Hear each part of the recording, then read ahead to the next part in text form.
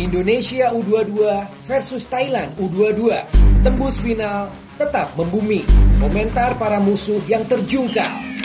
Info bola hari ini kita akan bahas prediksi final dan perjalanan timnas Indonesia U22 melaju ke babak final Piala AFF U22 Kamboja terbilang kurang mulus, mulai dari persiapan tim, pemanggilan pemain, sampai agenda uji coba yang semuanya terkesan last minute.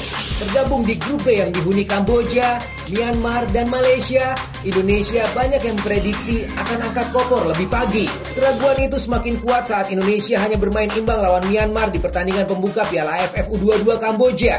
Skor 1-1 didapatkan oleh anak asuh Indra Safri. Di pertandingan kedua saat bertemu Malaysia, opini pesimis semakin kuat.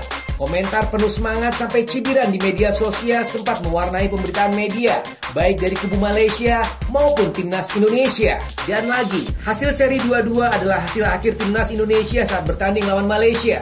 Saat itu Indonesia masih punya sedikit harapan karena sudah mengumpulkan poin 2. Berbeda dengan Malaysia yang masih 1 poin hasil seri lawan Indonesia dan kalah 0-1 lawan Kamboja.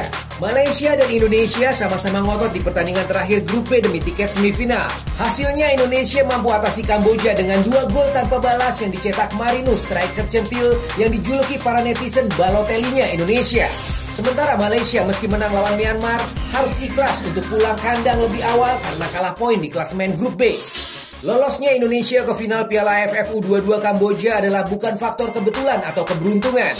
Garuda Muda melangkah ke final karena semangat tim dan tekad anak-anak muda yang pantang menyerah di setiap pertandingan. Meskipun hampir di setiap game Coach Indra Safri merotasi beberapa pemain, ternyata tidak membuat para pemain gamang di lapangan. Meskipun memang ada beberapa PR yang harus diselesaikan timnas Indonesia U22. Andi Setio sang kapiten di 2 pertandingan terakhir absen dan diprediksi tidak bisa bermain saat laga final karena cedera. Witan Sulaiman yang diharapkan menjadi pemecah kebuntuan masih belum bisa tampil all out seperti saat di timnas Indonesia U19. Beruntung timnas U22 memiliki Asnawi Mangku Alam dan Lutfi Kamal yang bermain reguler 90 menit dan selalu tampil impresif sepanjang pertandingan. Keraguan fans timnas Indonesia atas absennya Egy, Esra, dan Sadil ditepis lewat aksi brilian Marinus Wanewar yang sudah mencetak 3 gol sejauh ini. Sekali lagi, ini bukan kebetulan dan keberuntungan, tapi Marinus melakukannya karena tekad pribadi yang berjanji untuk berikan yang terbaik untuk bangsa dan tidak mudah terprovokasi oleh lawan atau pertandingan. Tekad itu dibuktikan Marinus di lapangan, predikat top skor sementara dengan perolehan 3 gol di sandangnya sampai saat ini. Dan bukan tidak mungkin Marinus yang sempat dijuluki sang penyelamat oleh Fox Sport akan menambah pundi golnya saat lawan Thailand di final nanti.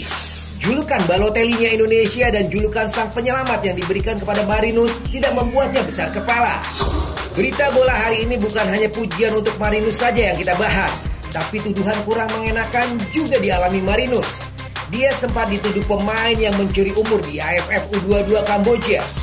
Media Vietnam www.24hours.com.vn menuliskan, striker timnas Indonesia U22 Marinus Wanewar lawan Vietnam di semifinal Piala AFF yang berlangsung di Kamboja saat ini dikatakan terlalu tua untuk usianya yang sebenarnya. Dengan latar belakang usia 21 tahun, Marinus Wanewar diduga melakukan pencurian umur melihat wajahnya yang tua, tulis media Vietnam tersebut. Selain kecurigaan perihal usia, Marinus juga dikritik oleh tuan rumah Kamboja menyusul aksi tak fair play-nya. Faktanya, pemain asal Papua kelahiran 24 Februari 1997 ini baru saja berulang tahun ke-22 pada hari Minggu kemarin. Bukan lebih tua seperti dugaan media Vietnam. Nasib Marinus soal dugaan curi umur pernah juga dialami Romelu Lukaku saat masih bermain untuk tim remaja. Kesimpulannya, tidak ada yang bisa menghentikan aksi dan prestasi pemain selama si pemain dapat tunjukkan kualitasnya di lapangan. Well, kita abaikan saja beberapa drama dari tim yang sudah gagal melaju final sampai info bola hari ini diturunkan. Beberapa postingan di media sosial masih menyoroti sikap dari beberapa tim yang tidak lolos ke babak selanjutnya. Sebut saja misalnya Malaysia yang melabeli timnya Malaysia C. Ada juga beberapa komentar tim Vietnam yang diturunkan adalah tim B. Siap. Beruntung fans timnas Indonesia tidak menyebut Garuda Muda adalah tim Z.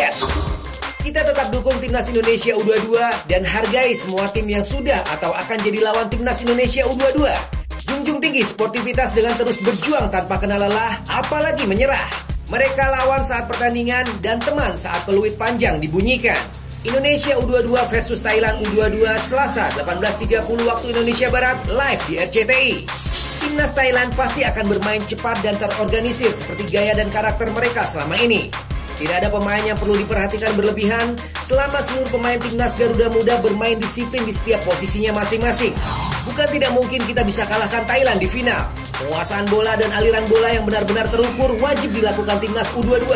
Kuasai bola dan cepat rebut kembali saat bola dicuri lawan juga wajib dilakukan. Tetap koordinasi dan komunikasi intens para pemain di pertahanan. Selebihnya jangan berikan kesempatan Thailand mengatur ritme permainan. Kita tetap support perjuangan Garuda Muda di final Piala AFF U22 Kamboja. Menang kita sanjung, kalah kita dukung. Karena mereka telah berjuang maksimal demi merah putih. Kami bangga. Yuk berikan komentar positif kamu dan tebak kira-kira berapa skor yang akan tercipta di pertandingan final Piala AFF U22 Kamboja nanti. Terima kasih sudah menyimak. Saya Ade Magenta. Keep healthy and stay positive. Hasta la vista.